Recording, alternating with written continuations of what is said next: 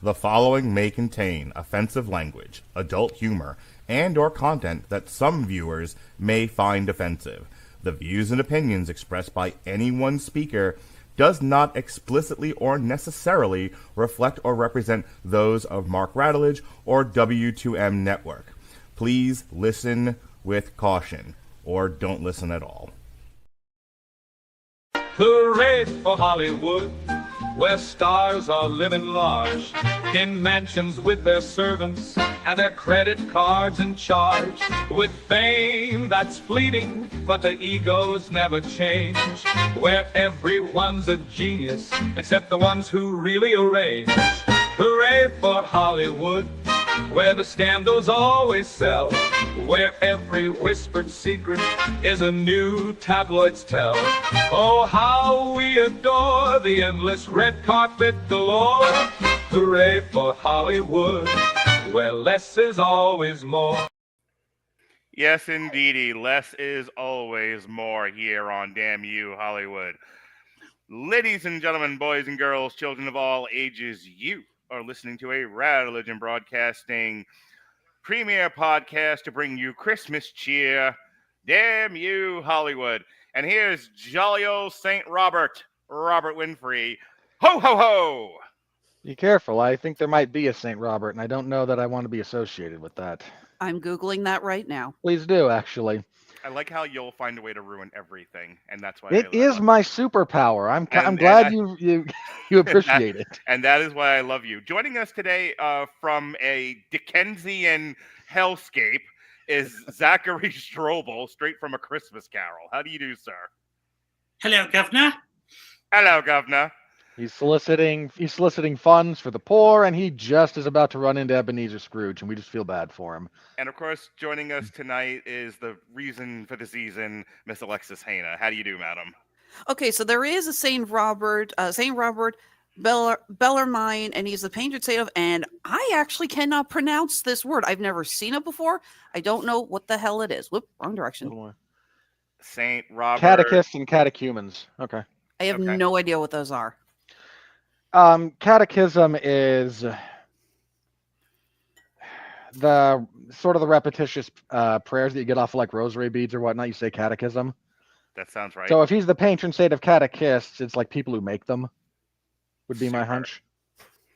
Hey, jolly old Saint Robert, what are we talking about tonight? Well, apart from deep Catholic lore, assuming I'm correct about that, anyone everyone came here tonight.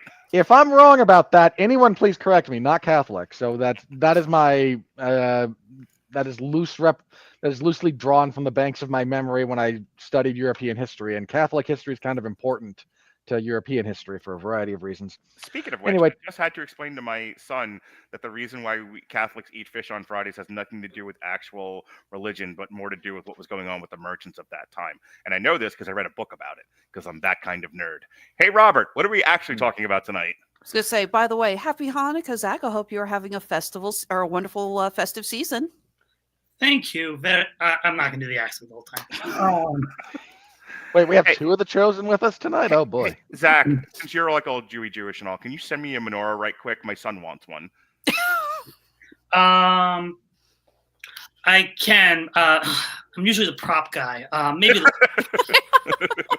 You caught him off guard. You don't have to do it right now. I have a book about a menorah, which you can get in my plug later. Yeah, he was just like, I know you don't want to decorate for Christmas. Can we please light the menorah? And I was like, whose fucking son are you? Well, look, man, the young people yearn for religion, as they should. We're also both ways. Well, you have two children, so you have like the polar opposites, I imagine. Yeah. North Polar. All right, take three. Robert, what are we actually talking about tonight? Well, the first day of Hanukkah actually falls on Christmas this year, so okay. Stick aside. Actually, no, that's true. It's the first time in 20 years or so that's happened. Anyway. Yeah, I know. I gotta try to get a menorah right quick tomorrow night to make my son happy, because I just want to make my children happy. You actually are going to go shopping for a menorah on Christmas Eve. I mean, I don't have a lot of time to do much of anything. Did I mention I was running late tonight? Yeah. Okay, so we are discussing, as far as the film we're here to talk about, we're talking about Sonic the Hedgehog 3, featuring Edgy the Hedgehog, by which I mean Shadow. Yes. I We thought it were was refer- Emo the Hedgehog. We were No. we called him- He's edgy. we were calling him Edgelord the Hedgehog. Oh, So- right. That is a joke that dates back to the debut of Shadow the Hedgehog when he showed up on the cover of a kid's game with a gun. Sonic the Don't Hedgehog cut yourself on the edge there. 3 is a 2024 action-adventure comedy film based on the video game series published by Sega. Sega. Pissed they cut the Sega sound effect from that opening little. screen. Little It bit. was right in the theater, but I had to see the movie to review it. So It is the third film of the Sonic the Hedgehog film series. The film was directed by Jeff Fowler, written by Pat Casey, Josh Miller, and John Whittington, based on a story by Casey Miller. Jim Carrey, Ben Schwartz, Colleen O'Shaughnessey, Natasha Rothwell, Shemar Moore, James Marsden, Tika Sumpter, and Idris Elba reprised their roles, with Krysten, Ritter, and Keanu Reeves joining the cast. In the film, Sonic, Tails, and Knuckles face a new enemy, Shadow the Hedgehog, who allies with the mad scientist Ivo and Gerald Robotnik in pursuit of revenge against humanity. So what the fuck were we talking about before the show? Well, here's one starting. As far as the characters go, Well, okay, here's a good starting point, actually. Mark, you, Robert, and I have reviewed the last few ones. Zach, you and I did Knuckles, the series, but you have not been on the previous Sonic movies. So, in 50 words or less, can you tell us what you thought of the previous Sonic films? maybe. Please, sir, don't be coy. No, I really like them. I think they're funny. I feel like they're very heartfelt, and the people making it are passionate about it. I think they're cute little movies for families. There's no woke or agenda. I really enjoy them. I like the second one I would, more. for major motion picture blockbuster IP, this has probably been the most solid children's fare. I mean, like, dependably getting on base, if not hitting a home run every at bat, which is pretty impressive in the year of our Lord 2024. yeah, I was mentioning to some of my family earlier, like in the modern landscape of let's churn out 1 million of these, getting 3 really solid films in a row is kind of a miracle. I think, And they get better though. well, I was gonna say, you know, we're known for being hypercritical, especially you and I, Robert, and you know, and we drug Alexis kicking and screaming to the dark side, but she eventually knelt before us and said, "What is thy bidding, thy master?" I just love to joke. It's like, no, if I agree that it was a piece of shit, then you know that this thing is destined for the bottom of the Mariana Trench. And we've had nothing but positive reviews of this thing, all with the possible exception of a minor debate amongst us of why they decided to throw in a wacky side movie, you know, in the middle of the second one with the sister. But that's neither here nor there. I mentioned before the show that my favorite part of this movie, not getting too far ahead of ourselves, was the stuff with Shadow and Maria, I believe her name is. And I said it was giving me Toy Story 2 vibes. You know, I mentioned, like, I heard that song from Toy Story 2, you know, or from Murphy Brown, which one it was, I Am Your Child. Like in the background when I saw the flashbacks of the two of them together. I now want like my own, you know, Shadow and Maria series. And then Robert, you said something about that, which I want you to address. So you're on, pal. Okay, so I'm not deep into the Sonic fandom, okay, but I've dipped a foot in there once or twice. Which is to say the following, that Mark's saying that, oh man, I was reminded of this tragic backstory from Jessie the cowgirl from Toy Story 2, which is legitimately heartbreaking. And I got those vibes out of this, and I went, Mark, there is something special about watching some of these IP ideas be consumed as they're intended to be consumed, instead of being drenched in the culture that is around them. Because Maria is a character that if you're with the right Sonic fans, and it's like more than 50% of them, every time they see her die, they cheer. Okay. And to which I asked you at the time, why are Sonic fans psycho about Maria? Okay. I'll give you 34 reasons. First of all, that. Oh my. I was like, we've been to DeviantArt. We know it's like we know Sonic fans are just psychos. Okay, That's okay. Hang on. Well, I did not expect that to come from like squeaky clean over there. So hang on, bro. So hang on. I gotta give Zach his props. You don't get the full on audience, but you do get this now.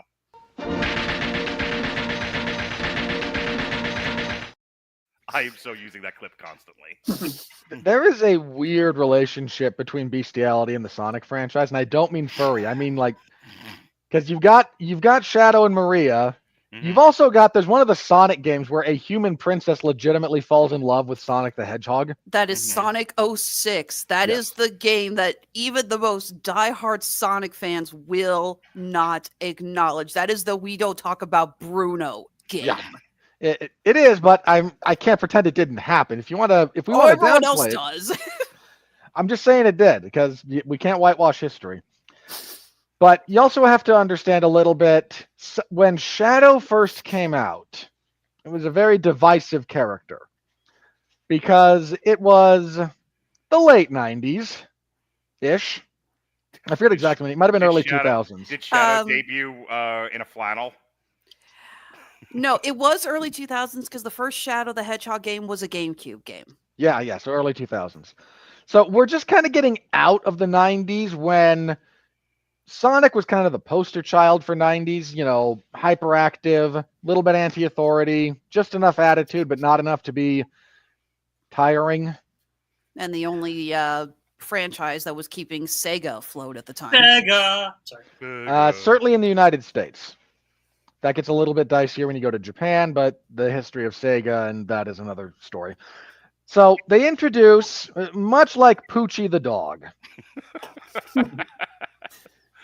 they try to figure out what can we do to keep Sonic going, because we've already introduced a boatload of characters, but we need someone else that can kind of be on Sonic's unequal footing with Sonic, more or less, instead of a clear B or C tier character, which is mostly what they had at this point.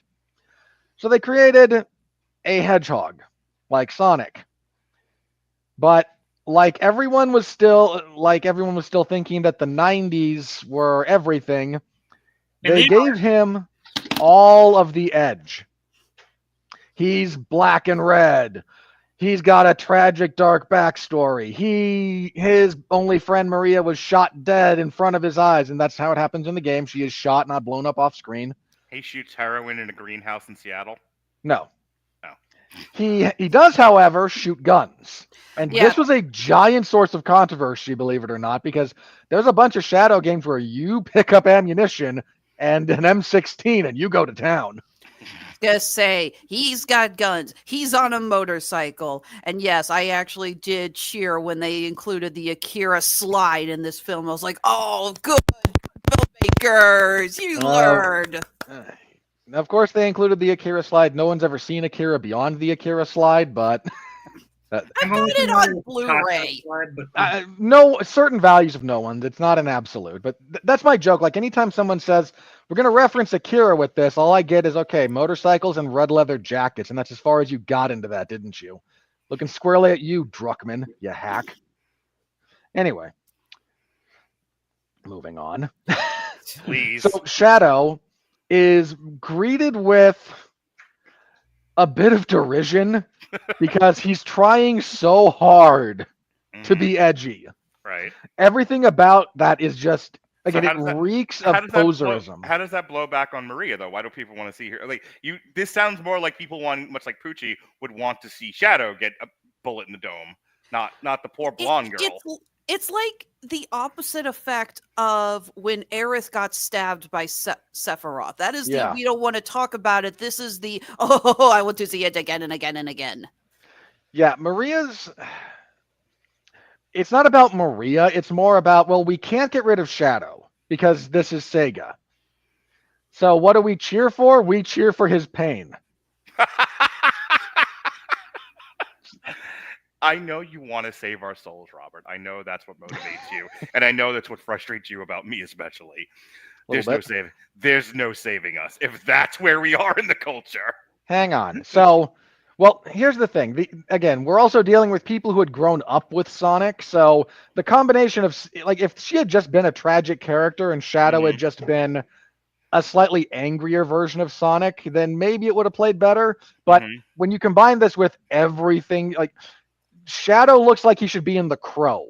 Okay. The good Crow. No, The I got good it. I Crow. got it. I got it. Yeah. You But- also have to remember GameCube, when it came out, actually took a lot more teenagers and college students by storm. It was, Yeah. it was a game system that was seen as such an advanced step from the Nintendo 64. So this wasn't a case of the little kids getting Mario Paint on Christmas morning. These were slightly more sarcastic, just I think the word older sardonic. kids. Sardonic, yeah, thank you.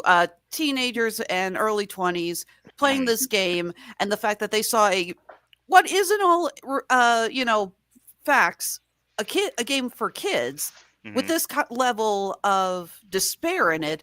They just thought it was hilarious. It's like when Yeah. it's like when we go back and we watch cartoons that were made for kids, and it's like, how the hell did you? How do I put this? It's the Animaniacs fingerprints joke. Got it. Okay. I'm familiar with that So- show. Continue. So there's a lot. The point being, like, there's a lot of that went into how Shadow is perceived. So the cheering of Shadow's pain is not necessarily sadistic. It's more almost like you're trying to lean into what you perceive as a joke. Like, this has to be a joke. Like, this has to be parody. We're laughing at, and we lost Mark. He'll be back in a minute or two. Like, you laugh at Airplane, right? Like that's kind of the vibe that a lot of people took from Shadow. It's so over the top that the only way to kind of make sense of it is to believe it's almost parody rather than something being done in earnest. Now, Shadow as a character, thankfully, evolved beyond the Edgelord. That's how he was introduced, and thankfully they saw the feedback and went, okay, pivot. We can still keep a lot of this stuff intact without the execution being as over the top as it is. And ultimately, then Shadow's renaissance really comes around because of it's not the GameCube.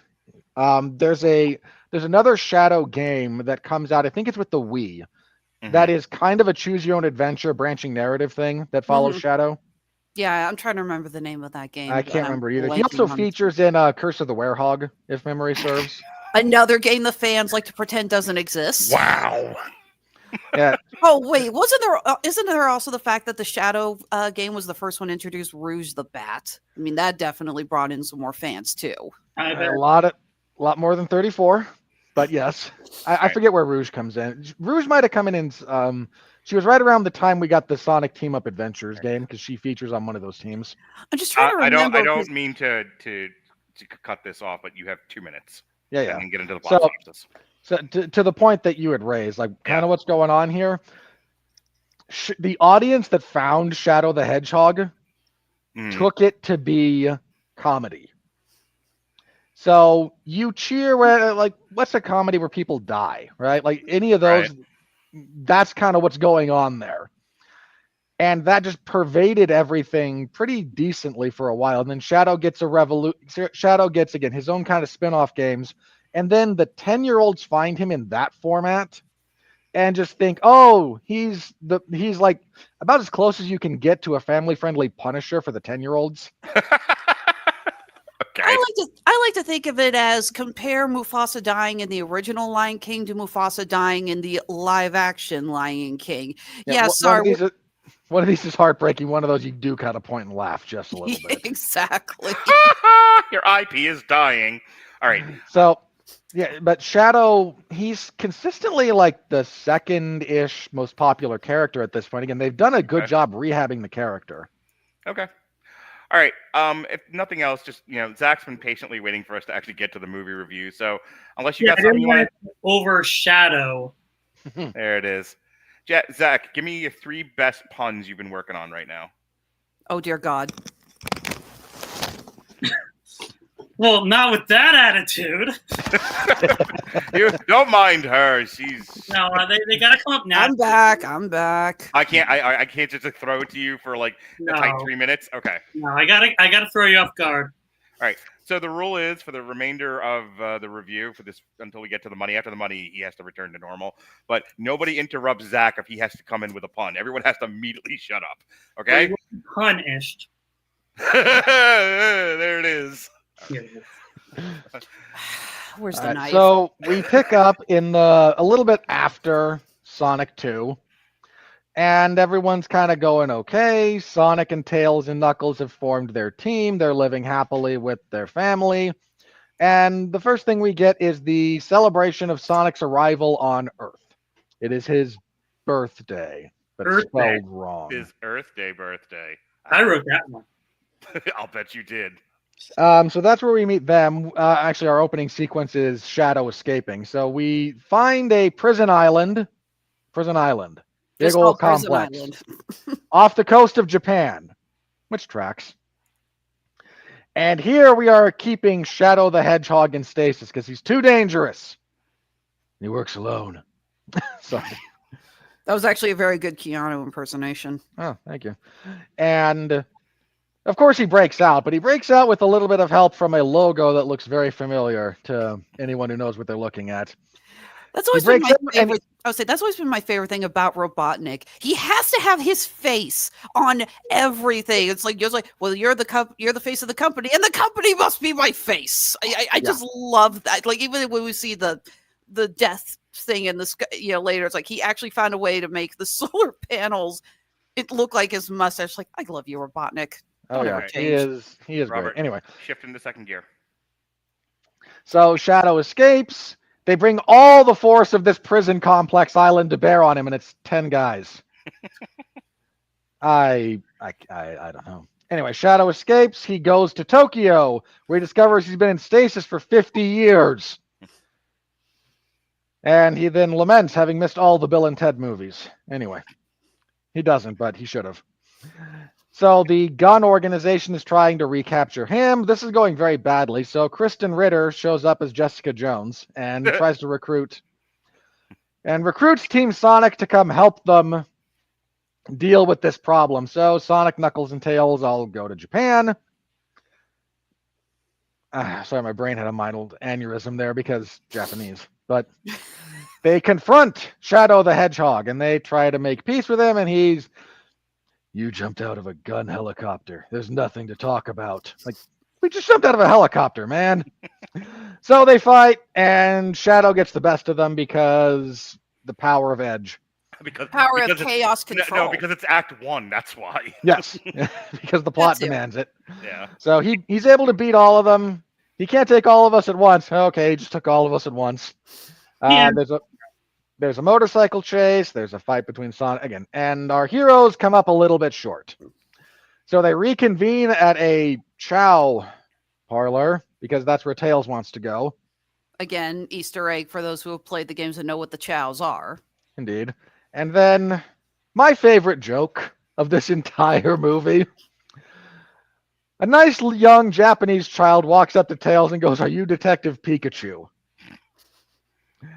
And for those of you who know, those words for a long time actually created static in my brain. And then Idris Elba as Knuckles going, "He does look like a Pokemon." Pika, Pika. Bless Idris Elba for the joy he brings to Knuckles. The voice acting in this whole project is great. Yes. Anyway. So it does say something that scene was in all the trailers, but it's still seeing it on the screen. It still made us all laugh. It's still funny. So the director of Gun shows up. This is the military commander we've seen in the previous two movies. They're then ambushed by egg drones. They're saved by a mysterious man on a motorcycle, and Sonic rightly tells us we already had our motorcycle chase for this movie. Please knock that off. The egg drones are disabled by, again, the mysterious man on a motorcycle. The commander entrusts one of the two keys to the ultimate weapon with Sonic because he trusts Sonic. Then the rest of the Gun crew show up, and we can't trust the aliens because reasons. Because we're in Act 2. Because we're in Act 2. Anyway, that was not Act 2. No, we're still in Act 1. It's kind of we're kind of in the transition phase. So Team Sonic chases down the guy on the motorcycle, and it's Sycophant Stone, Robotnik's buddy. And he says, please come with me. The doctor had nothing to do with this attack on you, and I can prove it. We find very sad Jim Carrey as Ivo Robotnik, overweight and watching bad Spanish soap operas. I give credit. Carrey admitted after they wrapped up Sonic 2, before he had announced his retirement, he said, if there is a Sonic 3 and we come back, he said, I have to be fat Robotnik. He said, it's like, okay, I had hair. It's like you made me bald in the second movie. Third one, you got to make me the full Eggman. You got to make me fat. They should have hired Tyson Fury, who actually has Eggman's proportions, if you look. Skinny legs, big body. So Robotnik sees that his drones have been appropriated, and he is not happy with this, so he gets into costume, and we track down the drones to an old gun facility, and this is where we meet. This is where Shadow goes through his flashbacks and see what happened to him. Heroes arrive. They lose again, but now we're introduced to Gerald Robotnik, the grandfather of Ivo, and Jim Carrey acts opposite him, has a fourth wall break that actually kind of hurt my head. Oh, come on. That was funny. Kind of hurt my head. So now all the villains are together and they're planning to get the ultimate weapon. Our heroes escape a miniaturized black hole. And they reconnect with the humans, who are apparently dying of boredom. Now that all the excitement is done, they have taken up various hobbies, and there's knitting and miniature building and sourdough bread construction, and that gave me a laugh because I know a lot of people that do that, and no shade on them, but I got to laugh. So they show back up and say, we need help, and we need your help, and they go, oh, thank heavens. Life danger. We require the thrill of nearly dying, and more on that in just a second. So the gun headquarters is in London because it is. So we go through our plans to infiltrate, and they're mostly successful. The second key is in there. The Robotniks infiltrate and have the most unnecessary dance number in movie history. Oh, come on. Nope. Really? I will die on that hill. My only major gripe with the craft of this is that dance number is just, what are we doing? Anyway. So everyone shows up. They try to get the last key. The people are ready for them. There's a big action scene. Ultimately, Shadow sees Tom impersonating the commander of Gun, who he has history with, despite not having seen him for 50 years, recognizes him instantly, and gives him the old Ox Baker heart punch. Sonic then runs over and sees his best friend and father figure almost dead on the ground and freaks out, as you do. He gets Tails and Knuckles to give him the Master Emerald so he can go seek revenge. Revenge! So he transforms into Super Sonic, and meanwhile, our evil people have found the ultimate weapon. It is the Eclipse Cannon. It rises from the River Thames and goes into high Earth orbit. Pretty sure it wiped out the Red Room training facility during its ascent, which is in low Earth orbit. And more on falling damage later. I was going to say, and hilariously, he will also fall from orbit, passing Black Widow along the way. More on that in a minute. So the cannon goes into orbit, and it is now that Gerald and Shadow reveal their plan. You see, Ivo thinks they're going to hold the world hostage. He wants to rule the world. Gerald and Shadow are more like, you know what? Let's just blow it up.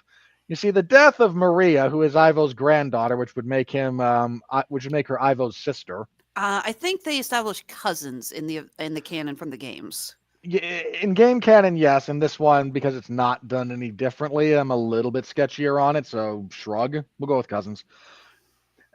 He and Shadow is all like, you killed the only person that actually cared about me, so I will happily blow up the entire world and then go looking for my home planet elsewhere. And Gerald that's originally his idea is, okay, I'm going to blow up the Earth because screw all them.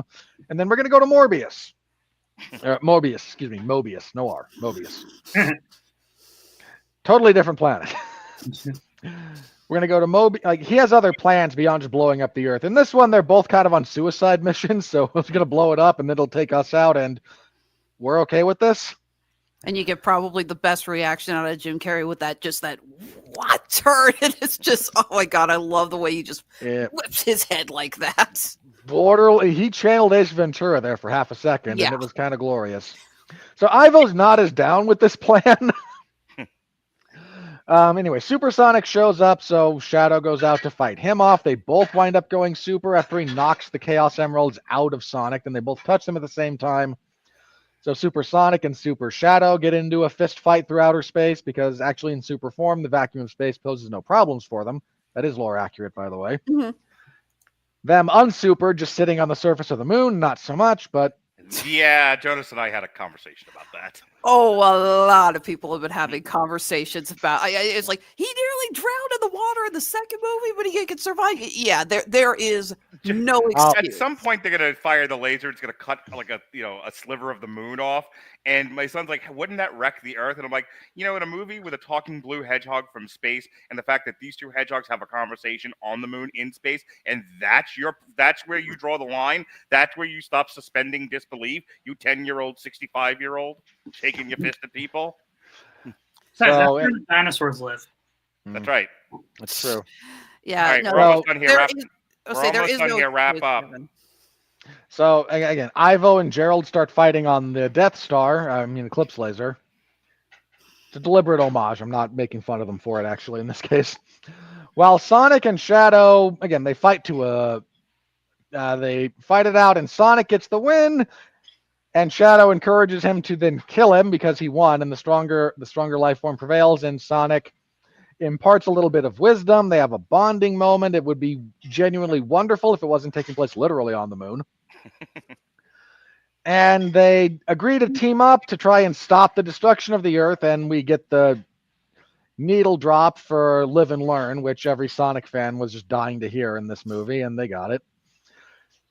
So those two in super form charge the station and blow up a bunch of drones. Meanwhile, Ivo, with the assistance of Knuckles and Tails, who show up about now, is able to stop Gerald, throw him into the chaos energy, and they start turning the ship, and then Sonic and Shadow team up to block the laser until it gets away from the trajectory of the Earth, and it instead carves off a giant slice of the moon. Which, to your son's point, boy, is that going to have consequences, but we'll get to it later. Throughout the course of this, Sonic loses his super status and he runs out of rings. Which, when you run out of rings, you run out of super. And he starts falling through the atmosphere towards Earth. So to help him out, Knuckles gives Tails their last ring transporter and chucks him out of an airlock towards Sonic to try and help. Shadow and Ivo then get together and like, okay, we got a problem here. This whole thing's going to blow up because everything's unstable now, and there's been too much damage done to the Eclipse cannon. And if it blows up, that would be really bad news for the Earth. So Shadow tells Ivo, you do everything you can to stabilize the core and postpone this, and I will go outside and I will push this thing far enough away from the Earth that it will hopefully not have any negative fallout for the planet. And Ivo does the last bit of the face turn by live streaming to the Earth that he is actually friends with with Stone, who he had ejected earlier from his circle. And then the station blows up, but they're able to get it out of the way. Tails actually passes out while trying to get to Sonic, so Knuckles shows up with their ring, transports them into a cornfield. And I just have to remind everyone that Portal, some 18 years ago, taught us that momentum is conserved when you fly through magical barriers like that. You're still traveling at terminal velocity. I don't care where you land. Yeah. But they're okay, ultimately. And the evil orbital laser is destroyed. And everyone is more or less happy. So we get our celebration again for Sonic and company. They have the race. There was a race originally that was a distraction to set up a surprise party for Sonic. Now it's a race in earnest.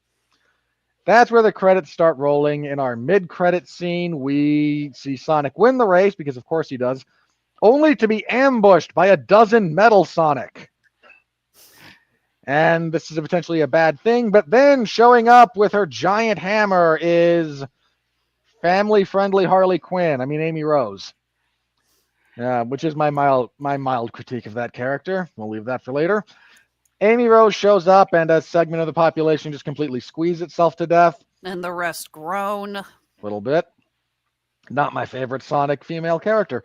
And then in our very post-credit scene, we see that Shadow survived the explosion of the space station because he has teleporting powers. He's basically Nightcrawler in some respects. And we'll wait to see if Dr. Robotnik survived, because we have to see if Jim Carrey will in fact return for episode 4. Zach, If he does, he will survive. What did you think of Sonic the Hedgehog 3, Zachary Strobel? I tip my hat Mm-hmm. to this movie and its makers. I thought it was very good, and also it's very hot in this room, and I. Oh my God, you're wearing a Bold and Brass shirt. I love it. Oh my God, we're getting a strip podcast. Finally, my dreams have come true. Well, now it's weird. You're welcome. We're on the wrong platforms for that, Mark. Come on, you're wearing Bold and Brash. Dude, you can't hide Bold and Brash. No, that is illegal. All right. So I did like this movie. I do, before I go into my thoughts about it, there is one negative thing I do want to talk about it, but there is a lot positive I do like about it. The first negative, the only negative thing I really have about this movie is I feel like the vibe is a little off from this and the Knuckles show.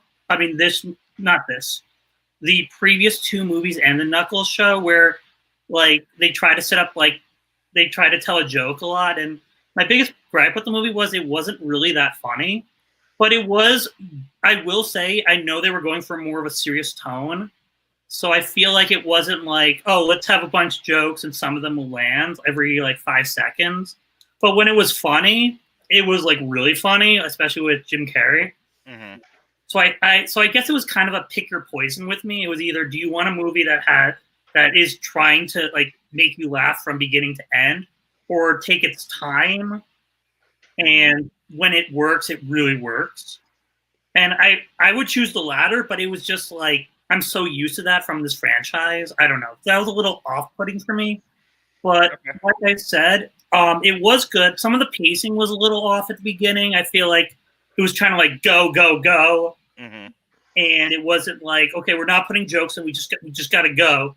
But it did slow down a little bit, like about halfway through. And yeah, I did like that every character did have an appropriate amount of screen time. I felt like we're not like, they know that like this is Sonic and Shadow's movie, and the Robotniks, Robotnik. You're good with Robotniks. Good with Robotniks, okay. But it was like, you don't want to see like a whole story arc from Tom, is what I'm trying to say. Like he was there when the plot demanded him. Mm-hmm. And that's what I really liked the movie. I thought it was good. Obviously it was what else about it? I really like Jim Carrey's performances. I like that dance sequence. I know he's well, agree to disagree. But I mean, just reacting, not arguing. Yeah.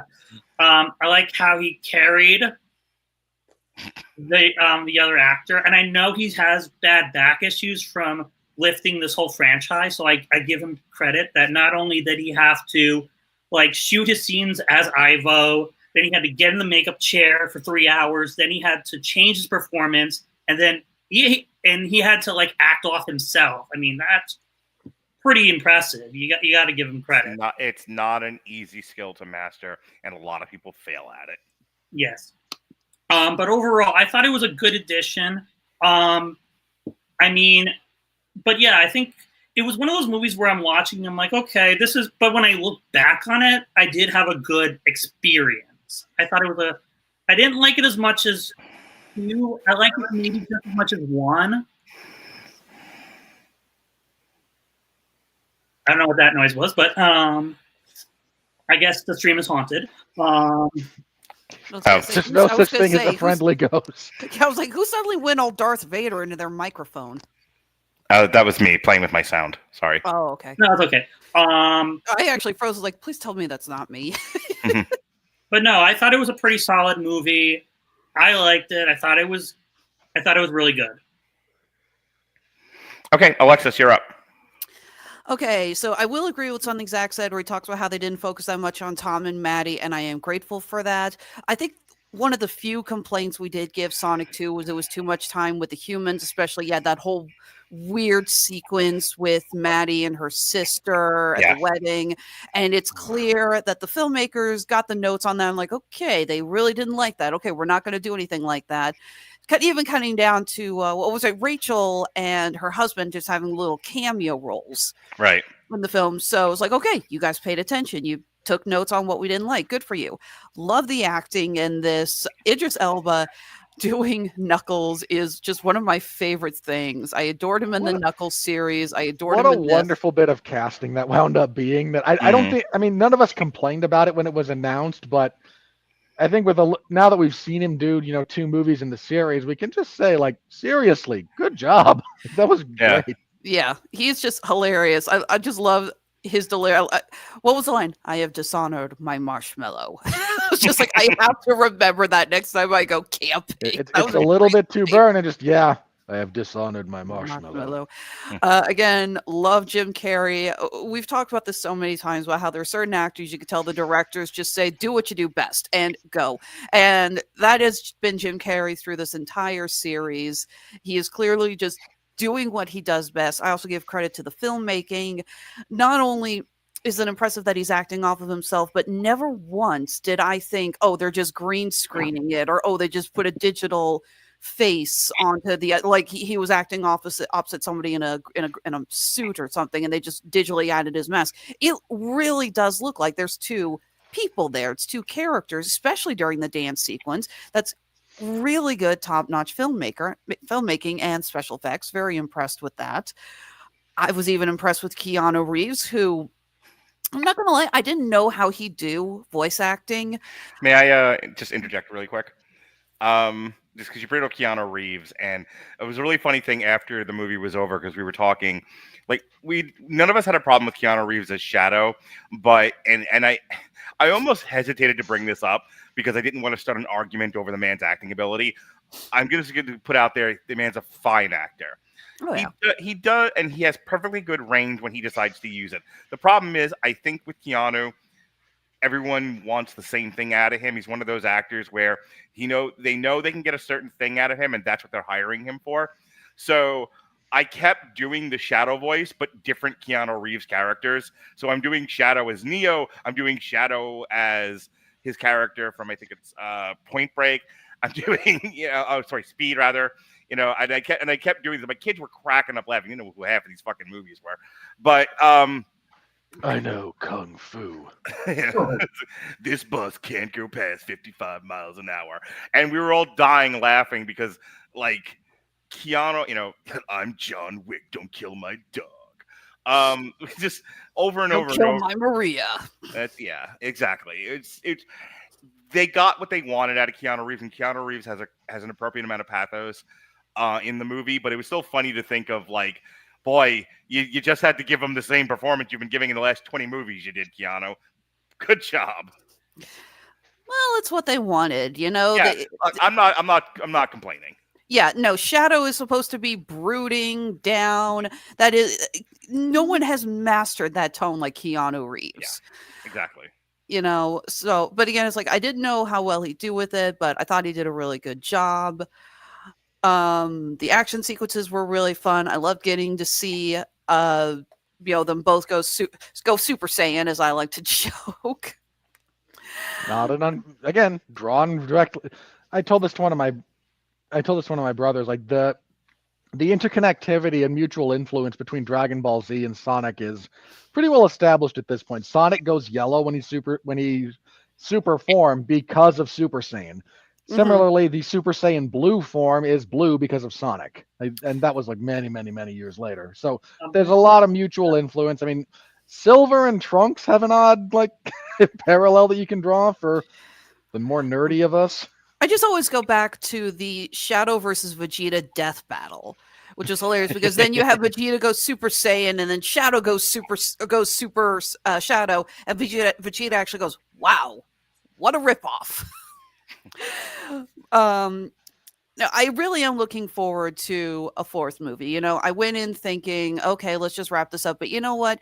It's a family movie and it is aimed at a younger audience, but I did not walk out of that film with any regrets or any, well, I didn't like this. I was laughing. I was smiling. I saw this with another gamer friend of mine who played Sonic growing up. So we caught a lot of the little Easter eggs and little notes. We love that.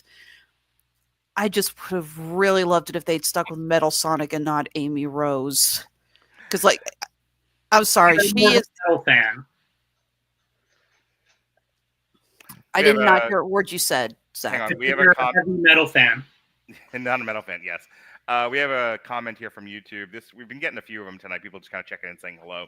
But we actually have one that related to the movie. This movie was so good, and I love Sonic. Yeah, this is a solid movie.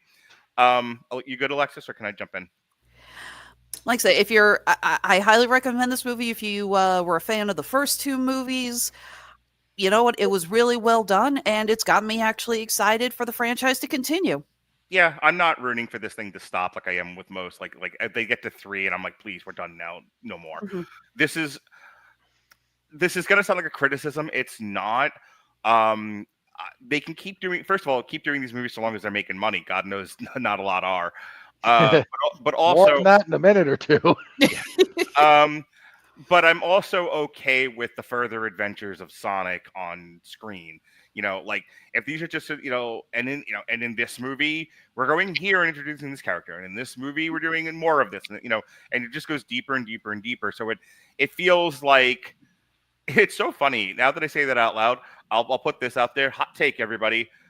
The Sonic the Hedgehog movies are doing the best version of the MCU that anyone else has ever done.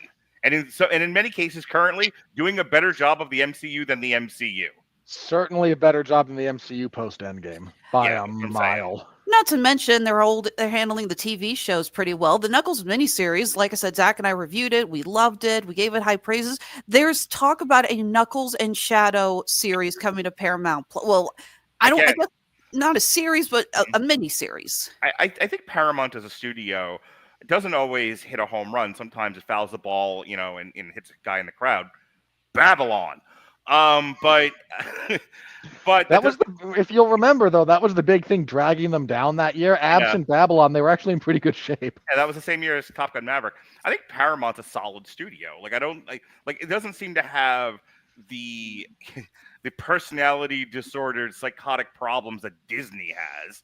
It's like I think or Sony for that matter. I think in terms of the big 4 or 5 studios, I think Paramount and Universal actually have adults running the show, and they turn out good products for the most part. I mean, not everything's a winner. Nothing's always going to be. But I think for the most part, Paramount and Universal are fairly dependable, and it's kind of showing with the Sonic franchise. That's for what I thought of the movie. I thought it was just, solid, entertaining. I'm going to echo my son's thoughts. He was like, for a movie, it's a 7 out of 10. For a kid's movie, it's a 10 out of 10. And not wrong. Yeah, and I think that's a good way to look at it. Yeah, I think it's pretty accurate. The plot. You could nitpick this plot to death and things like them sitting on the moon and stuff like that. But why? Why would you do that? It's kind of irrelevant to the enjoyment of the movie. It's the plot pretty much flowed from one thing to the next. You were talking about, like, I think Zach said, you were talking about how like the movie kind of goes at a fast pace. It kind of just doesn't do a lot of joking around. We want to get the kids to the mall fast. You got to remember, they know what their audience is with this. It's a lot of young kids. It's a lot of tweens. A lot of it, it's a fairly broad range. If you don't get the action going fast, you lose people almost immediately. They not a lot of patience to get through that first act. So I think they did and I actually think they did a good job cutting back on the comedy, because I think that is one of the complaints we've had about these movies is that it gets a little too jokey. It's a little too flippant. And I like the fact that we were like, let's just tell a great, fun, family-friendly adventure tale with this, slightly edgy cartoon hedgehog. Um, I said it before. First of all, the girl playing Maria is just a cutie patootie.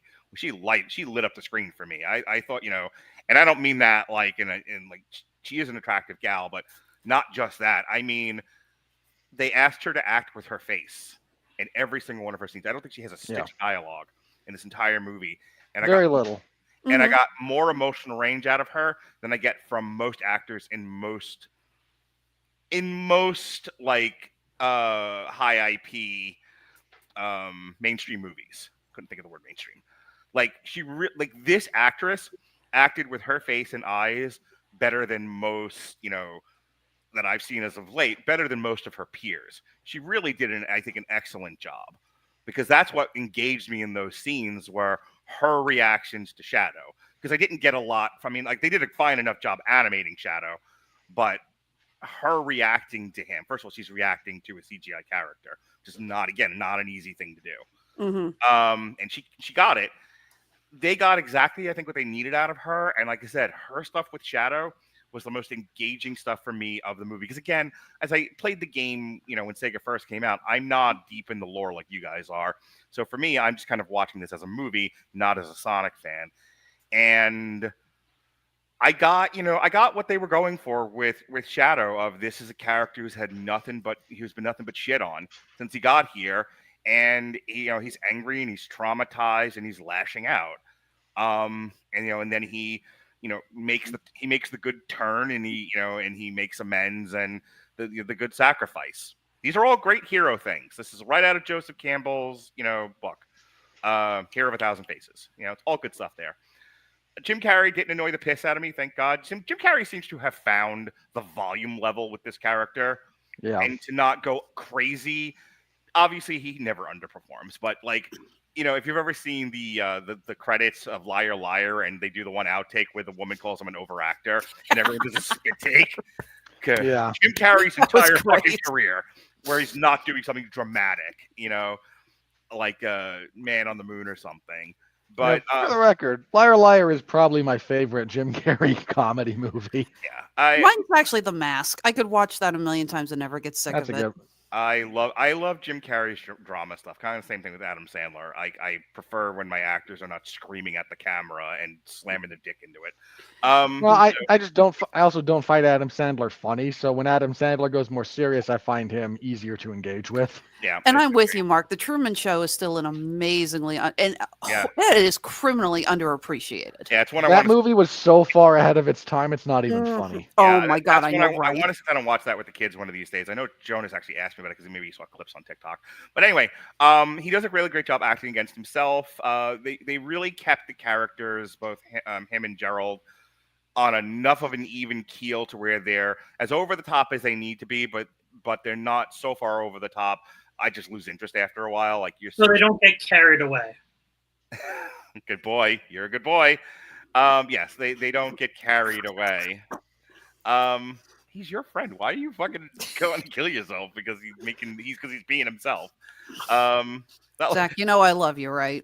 Yeah. But you know that your puns are going to eventually put me in the hospital. Yes. Okay. As long as we understand. I'm a tumor. So I'll wrap up because I do want to hard out before 11 if possible. But I'll just wrap up by saying I think it's a perfectly serviceable, efficient, family-friendly movie, and it's sad that it's an outlier. that we're so bad at this now that a movie like this, which is like I'm describing as efficient, and it's like, oh my God, nominated for an Oscar. It's that, like I said, it's like if you wanna like compare, like The Wild Robot, is still in my top 3 of the year. I just haven't decided if it's gonna be that or The Substance. And it's not The Wild Robot, but I'm giving it so much praise because it's so much better than a lot of the children's fare we've gotten this year. Like if you think back to what I said about Inside Out 2, and I was like, it's all right, Despicable Me 4, it's all right. And here I'm like, there's a lot of good here, and I'm happy for the filmmakers. I'm happy for the cast. They all did a great job and they're being well rewarded for it. Robert. Yeah, I don't have a whole lot of complaints. Look, my biggest eye roll was the dance number through the laser hallway because I'm me. Like, that was never gonna land for me. I could have done without it, to be quite honest, but other people enjoyed it, so How did it compare plus or minus to the Argyle dance scene for you personally? for me, which Argyle dance scene? Which now the fact that I have to say it that way. The Technicolor one, not the ice skating on oil. Okay, ice skating on oil was definitely worse. Oh yeah, but I'm not even. That's not the one I'm asking you about. No. So I the Technicolor hallway dance in Argyle actually like served a purpose. Mm-hmm. So I would say it's better. I would take that over this, where this is just like Superfluous. extremely. Okay, moving I on. thought it was fabulous. You're allowed. It's okay. Look, I'm not. Anyone, plenty of people enjoyed it, so my response is shrug. Like I could have done without it, but that's me. If it was anyone other than Jim Carrey, I probably would have rolled my eyes. But again, just seeing him just be Jim Carrey in heavy makeup, that's what made it for me.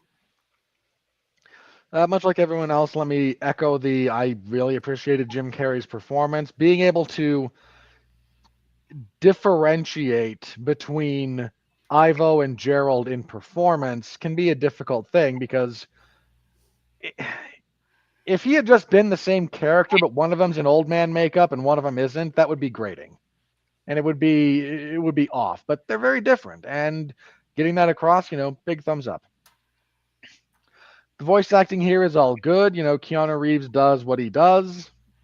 The main Team Sonic all sounds really, really good, and bless all of those voice actors because they all do a lot of good work. They certainly did good work here. Knuckles being the straight man is still one of my favorite. He gets more laughs out of me than anybody else in these movies. Mm-hmm. Because a good straight man is so hard to find these days when it comes to the comedian. Everybody wants to be Jerry Lewis, and nobody understands how to be Dean Martin. That's an old reference, but it was a good one. Mm-hmm.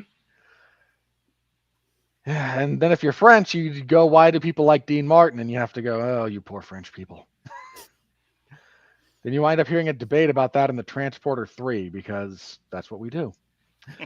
Let me just take a minute here and say, kind of like you guys, I'm down for the fourth. These movies haven't worn out their welcome yet. We've done reasonable escalation thus far because the first one is just about Sonic trying to not get captured by the government. Right. As one does. The second one is Sonic trying to save the emeralds. And Robotnik gets and we get a kaiju fight. But it's not world ending. It's a big robot and it's Sonic. This one we do put the Earth in peril. So, again, escalation. But it's mostly reasonable escalation. My fear is, again, we don't want to go too much further than this. So time travel is always funny with shenanigans like this. And I'm not sure if we're going to get time travel out of the next one. There's a non-trivial chance that 4 is... Because Amy might be from the future. If they gave her Silver's gimmick, people are going to be pissed, though. So I don't think they'll do that. It's going to be one of two things. One, we're going to get a Terminator style, I've come back from the future to help you save the world. Which, again, that's Silver's shtick, and leave that for Silver. Silver's popular enough to support that. Or B, we are actually going to finally get an explanation of where Sonic came from. Amy's going to take him to their home planet, dimension, whatever, in which we are going to... Yeah, that's it. You nailed it. That's what they should do. In which we are going to get a ton of cameos, and this is where we're going to get the onslaught of the characters. Let me tell you why they're going to do the second one. Because as Robert said, we've now in the third movie put the Earth in peril. There's nowhere left to go, and if they continue to do that, it's kind of the Star Wars problem of what, another Death Star. Yeah. Mm-hmm. So the best thing to do is get Sonic off Earth. He needs to go on a space adventure. So, now I think we've done Earth to death. No pun intended. Thank you. But I think we need to start taking Sonic hither and yon throughout the universe and stuff like that. And so I can't speak any more intelligently to it than that, and I don't want you to, because then we'll be here for 3 hours. But I think where we're going now is the further adventures of Sonic in space. No, in all seriousness, my hunch would have been like 4 will be Amy takes Sonic and Tails and Knuckles, and we revisit Mobius, and we actually learn about that planet. And clearly something bad has happened there, and if Metal Sonics are showing up, there's 2 different, and here's the other thing, there's 2 versions of the Metal Sonic. One of them, like, these ones are grunts, the ones we see in this movie. Then there's the real Metal Sonic, which is a serious problem on par with Sonic, more or less. But he was also created by Dr. Robotnik, which we brought this up earlier, is going to come down to whether or not they can convince Jim Carrey to stay out of retirement and come back for a 4th film. Carrey has admitted that not only was he, I mentioned this before we hit record, he had done an interview saying that he may come out of retirement if the script was pure gold. So the director, feeding into that, actually sent him a script with ink that was printed as 24 karat, which is a beyond touching gesture. But Carrey also admitted he needed the money. You know, I pray to God that one of my all-time favorite actors, because Jim Carrey has been up on my pedestal since I was a little kid. I have just worshipped his work for I don't know how long. It's like, please don't tell me that Jim Carrey is about to go the way of Nicolas Cage, because I don't think any of us could deal with that. Well, he's been open about some financial issues he's had in the past. He's been upside down on a few different properties, so I don't know. I'm with you. I don't wish ill on the man. So wouldn't a 24 karat script be very heavy and hard to read? Just well, it's mostly for show. Oh. All right, I think we are ready to move on to the money. Yes. So hang on, last bit here. Yep. To close out.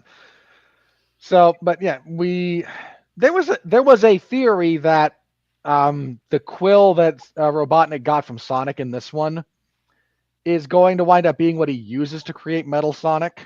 And so either the 4th one was going to be Silver coming back to help them fight off Metal Sonic, which is certainly still, my hunch is that's 5. 4 is going to be Amy bringing them to Mobius, and we'll see what weird stuff has happened there, because clearly something Robotnik adjacent took place there. We might get something more akin to the Roboticizer playing off with that. Probably Gerald will have played a role in this more than Ivo, but again, we'll see. And then 4 ends with the big Metal Sonic showing up, and then Silver showing up as well from the future, and that's kind of where 5 goes. If I were plotting them out, that's what I'd do. We could also have Metal Robotnik, who is just basically just a metal clone. But it would be a way to do a version of Robotnik without Jim Carrey. If necessary, yeah, that's definitely on the table. Idea. All right, folks. I don't mind them going to space as long as they plan it well. I'll allow that one, Zach, but I'm moving the fuck on now. Okay. All right, folks, here comes the money. We're in the money. We're in the money.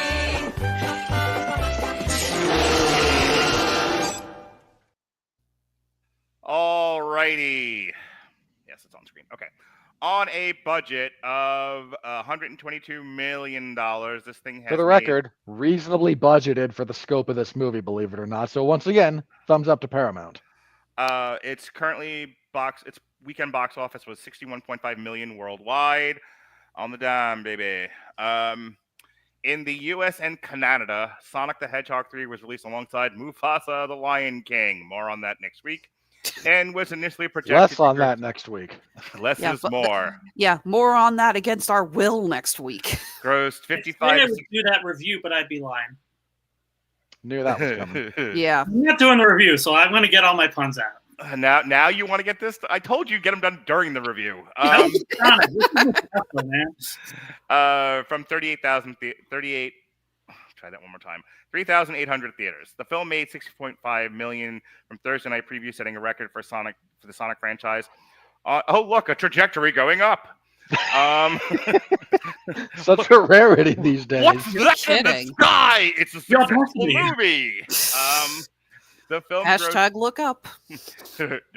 The film grossed $25.7 million, a slight decrease from Sonic the Hedgehog 2, which made $26.3 million. The film went on to gross $60.1 million during the 3-day opening weekend, topping the box office and achieving the second highest weekend debut for a PG film in December. You got enough qualifiers there? Well, they didn't say. Hang on, they didn't say animated, so we're still actually moderately okay. Yeah, fucking 50 qualifiers in a row. Behind 2005's The Chronicle of Narnia, The Lion, the Witch, and the Wardrobe, etc., etc. All right. It was the number one movie of the weekend, which is weird because I was looking at how Mufasa did. I want to bring that up really quick. Not well. Not well by Not well for a $200 million budget. Well, Nobody wanted to see this. Even Lin-Manuel Miranda couldn't save it. So here, if you'll allow me. So yeah, it's a $200 million Marvel money budget, which is not good, especially for this. It made $125.6 million worldwide. I guess because domestically Sonic beat Mufasa. That's the chart I'm looking at. But for the weekend worldwide, Mufasa actually beat Sonic. I'm wondering, I don't know where else in the world both of these have been released though. So from what I was listening to The Town on the way home tonight, and I think Mufasa is actually doing well in China. So take that for what it's worth. Well, again, for those of you who are maybe new here, the revenue split from Chinese ticket sales is not what it is for anywhere else. Most places are about 50-50, 55-45 usually. Bigger projects and bigger studios might command more of a 60-40, but yeah, in China, because the government sets this, you get like a quarter. Right. It's somewhere between a quarter and a tenth, and so I forget exactly where it is. So domestically, Sonic was number one. Mufasa debuted at number 2 with $35 million. Wicked fell from 2 to 3. That's another one that's doing gangbusters with all the women's in America, but not great everywhere else. Nowhere else. No one else cares. The rest of the world gives no fucks. Are they still planning on releasing the sing-along version? Because you said that was scheduled for Christmas Day, but I have not seen any advertisements for that. Yeah, I got a Fandango alert about it. I have not heard anything otherwise. So yes, Moana 2 fell from 1 to 4. Homestead debuted at 5. Gladiator 2 fell from 4 to 6. Craven the Shitbag fell from 3 to 7. Did it? Red One, now currently available on Amazon Prime, fell from 6 to 8. Apparently, hey, who'd have thought? Doing really good numbers on Amazon Prime because your streaming movie should have been released on streaming. It's like that and Hot Frosty were like the best streaming movies of the season. Who knew? Hot Frosty is only doing well because it is literally, I dare you to watch this. No one is watching Hot Frosty because they are legit interested in the story. They are watching it. Bitch. Hot Frosty is in my top 10 of the year, possibly my top 5. Take that. One, your taste is always as questionable. 2, that's more of an indictment on 2024's film release than anything else. That is very true. That combination of things results in some weird choices. The Lord of the Rings, The War of the Movie Rights, fell from 5 to 9. The Best Christmas Pageant Ever fell from remained 10, 7 weeks out. Queer went up a spot from 12 to 11. The Brutalist debuted at 12, which I think will be shortly on Apple TV. We need to watch that. Actually, every it's article on I've the read. List. It's on the list. I'm saying every article I've read said that if that doesn't get nominated for Best Picture, there's something wrong. This is one of those. There are 2 triple features that I have booked that are concerning Oscar nominees before they actually announce them. One is The Last Showgirl, Honora and Amelia Perez. The other one is Blitz, Conclave, and The Brutalist. So I got it covered. And I will, and if you want to jump on either one of those, we'll talk about it when I actually put the schedule out. I got this now. With 3 years into doing this Oscar stuff, I got it nailed. The Room Next Door debuted at number 16. The Count of Monte Cristo from the Samuel Goldwyn Company debuted at 26. And that was the weekend that was. Worldwide. Let's see where Moana 2 is now. Hey, it's number 4, where it was last week. Yep. Probably where it's going to stay. Hey, we said we wondered if Wicked was going to beat Godzilla multiplied by Kong, and it did. By about 1 million. But here's the thing. It ain't catching Dune 2 at this point. No. Again, my predictions and some, hopes at Universal that this thing was going to, by itself, without the second part added to it, was going to make $1 billion, and it underperformed. Again, it's one of those where it was it was the hotness here in America and nowhere else, and that matters. Which is funny because 40 years ago, you make a $500 million movie in America, and that's all anyone cares about. And that, which it's champagne, lobster, and caviar. Now you make the same movie, and it only does that well in America. And it's like, well, try better next time, pal. What a world we live in. Now everything costs twice as much Yeah. to do, and two, inflation's a bitch. Gladiator 2 jumped up to 11, and so that beat out Bad Boys and Planet of the Apes and Twisters. Yeah, but it's probably not catching Beetlejuice. Yeah, Beetlejuice caps starts the top 10 at 451. So I don't think we're done. This is it for the year, because unless Sonic goes insane and makes all the monies ever, which I don't think it will. I think this is our top 10 pretty solid, because Mufasa sure is fucking doing it. And, and as much as I'm sure we're gonna love the movie, neither is Nosferatu. Well, Sonic has a pretty decent shot at getting somewhere in that range when it's all said and done, but I mean, let's see. We said Sonic was at 60 right now. We've got to get through Christmas. I'm going to go ahead and say, okay, so really what we're quibbling about at this point is, will it be Beetlejuice? Because it's not going to do it's not going to do better than Venom: The Last Dance. That's at 475, and that is an indictment on American culture and the movie industry. Oh my god. So does it beat 451? Does it beat Beetlejuice is really the question. Which the other thing about this is, as much praise as we gave Sonic, it's not going to be Kung Fu Panda 4 either. Nope. At 547. Well, hang on, minor note, because all the money it makes in January and February is still going to carry over into this total, not for next year. Mm-hmm. And I think it's also important to note that it's going to be a while before we get a major release, family-friendly movie. Yeah, that's kind of why I think it'll wind up in there somewhere, because if there's a movie coming out in the next little bit that is designed to have legs, this one is it. This is hey, it's gonna hang out in the theaters for the next 2.5 months, if not more. Yeah, I'm looking right now to see when the first major motion made. Yeah, Dogman. Dogman's getting a huge. So that's January 31st.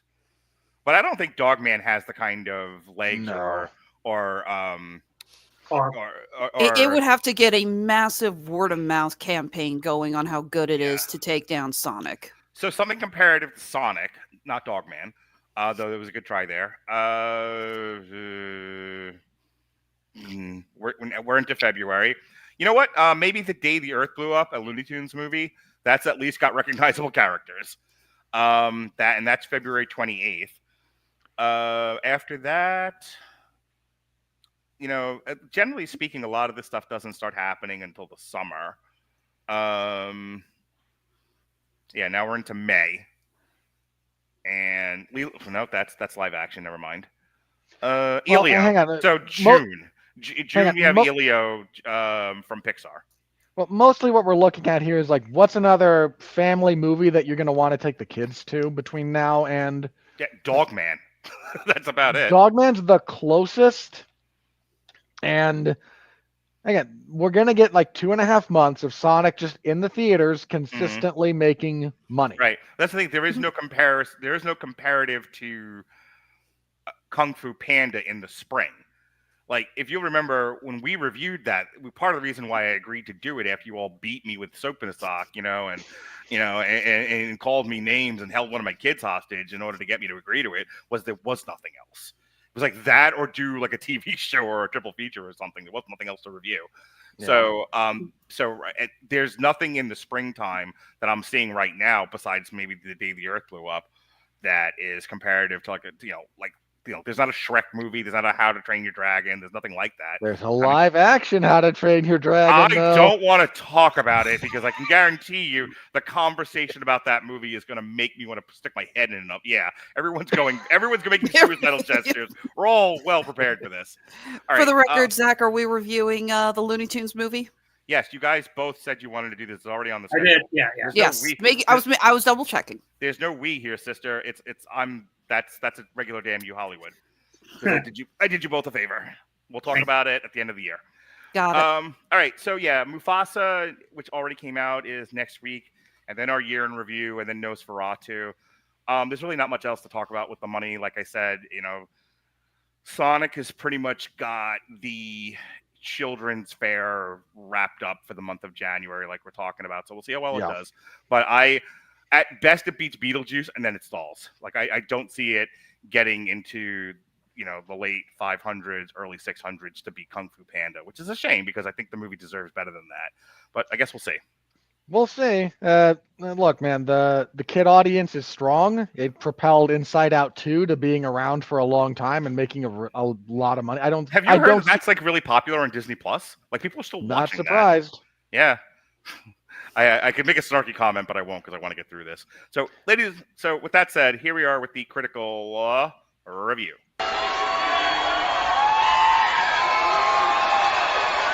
Are you ready?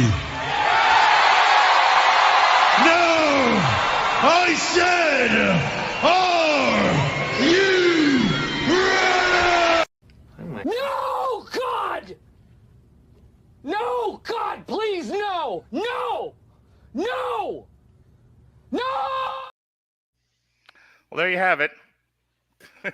Pretty much universal acclaim from the audience, and that's even about right. And the critics can't knock the hustle, is my interpretation of that. There's only an all critics thing here. There's no all the top critics were bought off by the mouse to try and review Mufasa, and more on that next week. Yeah, they all went at gunpoint to see Mufasa in the Partridge Family. It occurs to me that Mickey is a nickname, and nicknames are for friends. And at this point, Michael Mouse is no friend of mine. It's not Michael. It's I think it's like a Michelle or something like that. It's not. He was originally supposed to be Mortimer. Did Yeah, you just come up with that now, or have you been practicing it all day and we're just waiting for your opportunity? What? That last little bit there. Just kind of came to me. I feel like you've been practicing it, and you want me to believe that it was extemporaneous. Wait. Okay, no. Next time I'll get. What's his middle name? Theodore. I can't tell if you're joking or not. Yeah, I'm pretty sure. You answered so quickly. You either just knew that or you're BSing, and I just. Hang on. What is Mickey? Well, you do Mouse that. is- The AI. It is Theodore. Holy shit! He was telling the truth. Okay. Zach is a good boy. So next time I do that joke, it'll be Michael T. Mouse is no goddamn friend of mine. Well. And it is Michael. I was wrong. Critics' consensus. The AI writes, with a double helping of Jim Carrey's antics and a Quicksilver pace befitting its hero, Sonic the Hedgehog 3 is the best entry in this amiable series yet. That's not debatable. bad. The last part is debatable. The AI only picked up on Quicksilver because there's a decent amount of reviews that mention Silver the Hedgehog as a potential character for the next installment. Look, no. Here's what it did. It referenced speedster characters and flipped a coin between the Flash and Quicksilver is how we got there. The future ex Mr. Hejna, Jeremy Johns of JeremyJohns.com. This is probably the one to take your kids to for Christmas. Well, thank you, Jeremy. Certainly true. Why don't you leave the parenting to the parents, though, sir? And I did love his review of Craven the Hunter because he actually said, this was a prank by Sony, right? I wish. Yeah. Rendy Jones of Rendy Reviews works as a superb adaptation of Sonic Adventure 2 and the most refined Sonic film installment to date. That's fair.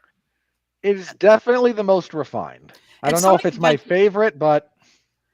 I was going to say Sonic Adventure 2 is where they took most of the story from. So yeah, that's where Shadow really kind of comes in and whatnot. Doug Walker of Channel Awesome, you monster. Certainly uneven, but still turns out a creative but enjoyable video game flick. I don't feel like Doug Rise anymore. Look, man, this is a guy who's just so steeped in his own misery. He can't just say he had a good time. He has to say, well, it's certainly... Bear in mind, I'm aware of that I'm me saying this. Mm-hmm. If I'm calling out your your decision to commit to the brand more than anything else, mine at least comes from a genuine place. I feel like he's just phoning it in. All right, speaking of for a good time call, Jeffrey Harris of 401mania.com. The Sonic the Hedgehog film franchise continues to improve with each successive outing. Sonic the Hedgehog 3 serves as an epic third movie for the film series and leaves exciting possibilities open for future adventures. He is not wrong. Very good. who are you again? Very good, Jeff. God, it did that and then like jumped all the way down the page. Oh, I Yeah, hate it when did. it It didn't does load that. below you. Scott Mendelson, who used to write for Forbes, what happened? You get fired, pal? Of the Outside Scoop Substack. Ugh. Oh, he got fired. What did you do to an intern, Scott Mendelson? Sonic the Hedgehog was surprisingly decent, while Sonic 2 was legitimately good. The busier, more frantic, action-focused Sonic 3 comparatively disappoints by being merely okay, I guess. Who was against the action scenes? This is the guy whose favorite part of Sonic 2 was the wedding subplot. Like that's the only Definitely. way we can arrive at this conclusion. Richard Whittaker also hasn't slept more than 4 hours for the past 2 to 3 weeks and slept through this movie, of Austin Chronicle top critic. There's no coherence here, each scene sitting in disjointed discomfort with the next. That's not true. Yeah. That's just blatantly untrue. I don't know what fucking movie he saw, but like he definitely slept through it. Look, hang on. If you wanted to make the point that there's a lot that goes on here in some respects, and we do go to a lot of disparate locations and whatnot for questionable reasons other than, hey, we're globetrotting just a little bit. Okay, fair enough. But that's not to say that doesn't mean disjointed and disconnected. They did that in the last movie. We went from the mountains to frickin' Hawaii. Yep. To, what was it, like that weird jungle side where the emerald was? Yep. Jordan Hoffman of the Daily Beast, top critic.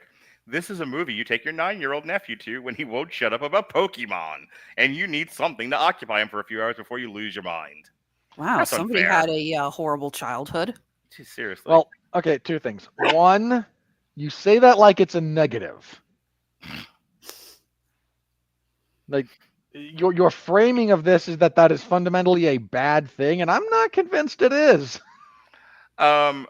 Resident bag of bread, Travis Hobson of Punch Drunk Critics. Eventually, these will run out of gas. Oh, will they, Travis? But Sonic the Well, Hedgehog 3 logically, all things do. still has a lot of pep in its step with no finish. Oh my god, with no finish. Did they just replace Travis Hobson with a fucking AI? It One sounds would like it. assume, and it'd still be an upgrade. Okay, Travis Hobson, who sits with Zach at lunch. Eventually, these will run out of gas. Yuck, yuck, yuck. But Sonic the Hedgehog 3 still has a lot of pep in its step. Arrgh, with no finish line in sight. I was going to say, I think someone was trying really hard for the Tick Bird review there. A little bit. The Future X, Mr. Alexis Hejna, Dan Merle of Dan Merle Reviews. I'd happily watch it again with younger family members, which is certainly something I can't say about every kid's movie. Well, thank you, Dan. True. You know, I have no idea who Dan Merle is. Doesn't matter. You're just selling me off. It's like matchmaker, make me a match. Do you think Robert knew who Lola Lanchop was before I started obsessing about it? Come on now. Well, folks, me obsessing about Robert's love life is what you came here to talk about here on Damn You Hollywood. It is a wasteland. But we've run out of time. So, Zach, I'm gonna go. You start doing your plugs. I'm gonna go pull up your thing. Well, do you like books? And I know you do. I actually write books. Iffy proposition with our audience and panel members tonight. We have 20. I know that if you know anything about 2025, it is not here yet, but it will be. Thank you, calendar man. You're welcome. They call me the Clock King because I tell time very accurately. This is going to date the review. It already has. I do write books. Some of the books I have as props, but thank you, Mark, for pulling up the website. They're mostly for children and their parents to read them to them. We've got very eclectic books, except that one with the cat. That one can go burn. But other than that, they're books for kids. They're very reasonably priced. Next year, I will be making a new Facebook page, actually working on a new book. So if you would like to support my books, go to either Google or Amazon.com, type in Zachary Strobel, and they make great holiday gifts. Read with your kids, and yeah. All right. Thank you, Zach. When will we? I guess we'll see you again for the day the Earth blew up. I think we're going to see Wallace. When is the Wallace and Gromit review? Oh, that's you and Alexis for sure. Yeah, actually, I can't even remember when that movie comes out. Hang on. Tomorrow. No, it doesn't. You do your plugs, and I'll just talk over you. Go. Oh, me or her? Oh, Alexis. Okay.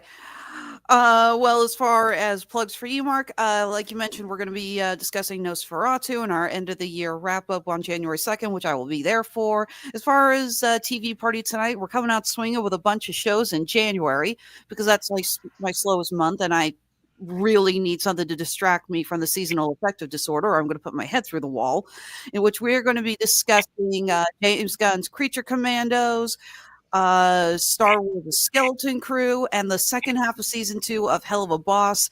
And Mark and I are actually going to also finally kick into something we've been wanting to do for a long time, and we are going to start our retrospective on The Bear, looking at season 1 at the end of January. Your Wallace and Gromit. The Bear's a good time. Wallace and Gromit: Vengeance Most Fell. January 3rd comes on Netflix. Oh, that's why I was so confused, because it says 2024. It must have gotten an early release in London. Yeah, it had a release. Went to AFI in October, then it was on the BBC in December, and then Netflix is January 3rd. All right, we'll schedule something in early February then. Sound good, Zach? Yeah. Okay. Hey, CC me the date on that one. In case you need in case you wind up needing another voice. Yeah, totally. You're always welcome. Yeah. I have a very British sense of humor in some respects. I certainly appreciate the British sensibilities, and when it is to very comedy, dry. So, You're not wrong. as a very much enjoyer of dry humor and whatnot in that studio, between like Odd Pants and I didn't enjoy the sequel, but the first Chicken Run is actually great. Oh, Chicken Run's fucking great. I love Chicken Run. All right, sell your wares, madam. All right, yes, as far as the plugs that actually pay my bills, that would be Honeysuckle Rose Creations, where fashion meets fandom at the intersection of geek and chic, makers of fun, geeky accessories. Now, we are almost ready to wrap up our charity drive. You guys have got, from the time we're recording this, a little over 24 hours, because we've been doing this since Black Friday, and at midnight on Christmas Eve, midnight Christmas Eve to Christmas Day, making sure I'm clear about that. We're going to end it. And for every order that has been placed through either here on our Etsy store or our Handmade at Amazon store, we will be donating $5 per order to St. Jude's Children's Hospital. I don't have the exact amount tallied at the moment, but I can tell you we are well over $600 for our donation. We're so thrilled. You guys have been awesome coming out, looking at our stuff, and helping for such a great cause. Of course, we're also going to be, doing our tripping over my own words here. So we got that. We are looking at doing a post-holiday sale after Christmas, especially for all of you who are getting gift cards for the holidays and you're looking for some place to go splurge all those on. So again, we're on Etsy and Handmade at Amazon. You can always follow us on Facebook, Instagram, Blue Sky, got off Twitter, not looking back, and TikTok. So again, that's Honeysuckle Rose Creations, the intersection of geek and chic. All righty, ladies and germs. Last week, we did a triple feature. It was the first of 2 Christmas parties. We did Hot Frosty, Our Little Secret, and Dear Santa. We did Kraven the Hunter on Damn You Hollywood. As Alexis said, she and Shay Tate did an outstanding job talking makeup on Penguin. I was on Movies That Don't Suck and Some That Do, talking Kraven the Hunter again.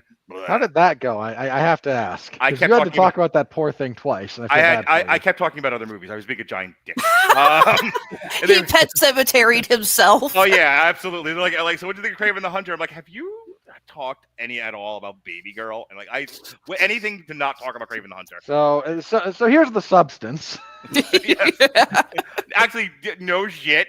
Fucking Chris like throws it to me. He's like, so Kraven the Hunter. It's like, Chris, I don't understand why you like Strange Darling so much. And he was like, and Neil just like fucking flipped his desk over. Nice. But I did talk Lord of the Rings: War of the Rohirrim. And I refuse to pronounce it at all correctly. And then every Thursday review I have watched on that movie, they've pronounced it a different way. Oh yeah.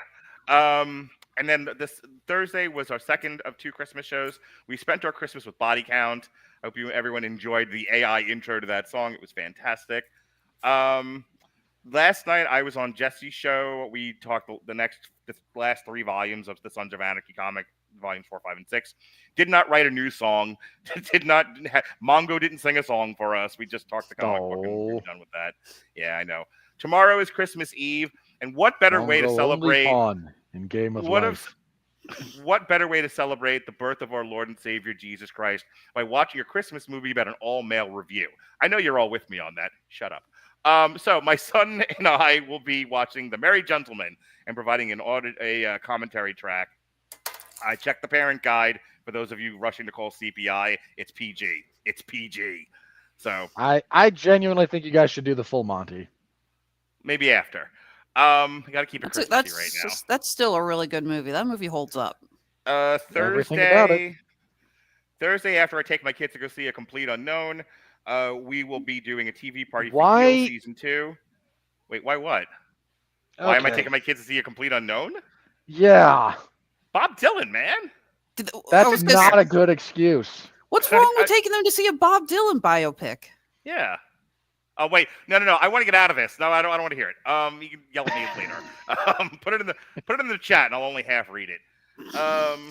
And then next week we've got Mufasa the Lion King, and then our last show of the year, thank God, is our 2004 year in review and 2025 schedule and preview show, which is now going to be joined by Alexis. Alexis wormed her way into my heart and onto my goddamn podcast. So we will be doing our top 10. You could have ejected me anytime you wanted. And I still can.